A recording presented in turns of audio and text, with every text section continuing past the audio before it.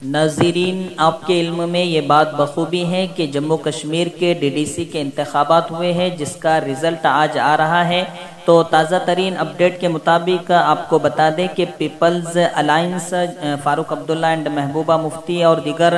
جماعتوں کی پارٹیوں نے 114 سیٹوں پر اس وقت رجحانات میں برتری حاصل کر رکھی ہے۔ وہیں دوسرے نمبر پر BJP 70 سیٹوں پر آگے چل رہی ہے۔ تیسرے نمبر پر آزاد امیدوار ہیں جو 52 سیٹوں پر بڑھت بنائے ہوئے ہیں، اس میں سے کئی امیدوار جیت درج کر چکے ہیں۔ چوتھے نمبر پر کانگریس پارٹی ہے جس نے 23 سیٹوں پر بڑھت بنا رکھی ہے اور ابھی 272 سیٹوں کے نتیجے رجحانات آئے ہیں۔ نتیجے ابھی تو باقی ہیں، نتیجے صرف 120 سیٹوں کے آئے ہیں اور 272 سیٹوں کے رجحانات آ چکے ہیں۔ 8 سیٹوں کے رجحانات ابھی آنے باقی ہیں۔ اور وہیں آپ کو ایک اہم خبر دے دیں کہ 3 جگہوں پر گنتی روک دی گئی ہے اور وہاں یہ الزامات عائد کیے گئے ہیں کہ وہاں زیادہ ووٹنگ کی گئی ہے یا یہ کہ بیلٹ پیپر ہی غائب کر دیے گئے ہیں۔ تو ناظرین، آپ کو بتا دیں کہ BJP نے بہت ہی زبردست طریقے سے یہاں کیمپین کی تھی اور جموں کشمیر کے لوگوں کو یہ بتانا چاہا تھا کہ ہم لوگ یہاں ڈیولپمنٹ کے لیے آئے ہیں اور ہم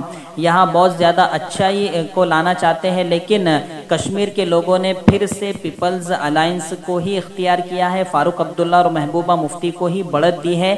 جموں میں BJP کو یہ امید تھی کہ ہم یہاں کلین سویپ کریں گے، لیکن وہاں بھی BJP کو منہ کی کھانی پڑی ہے اور وہاں بھی امیدوں سے زیادہ سیٹیں BJP حاصل نہیں کر سکی ہے، لیکن یہ کہ جموں میں بہت زیادہ اچھا پردرشن پھر بھی BJP نے کیا ہے۔ ناظرین، وہ کہاوت ہے کہ نئی دلہن 4 دن بہت زیادہ اچھی لگتی ہے اور سب بہت زیادہ نازوں سے اس کو رکھتے ہیں، تو اسی طرح نئی دلہن کے روپ میں BJP جموں کشمیر میں انٹری کرنا چاہتی تھی، لیکن جموں کے لوگوں نے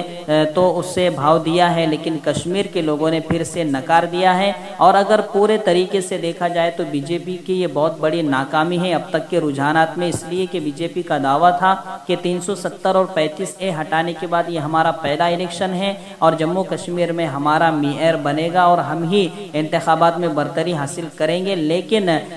پیپلز الائنس نے پھر بھی BJP کو بہت زیادہ پیچھے رکھا ہے اور ابھی یہ رجحانات ہے، ابھی نتائج کا سلسلہ آنا باقی ہے۔ جیسے ہی نتیجے آتے ہیں ہم آپ تک وہ پہنچائیں گے۔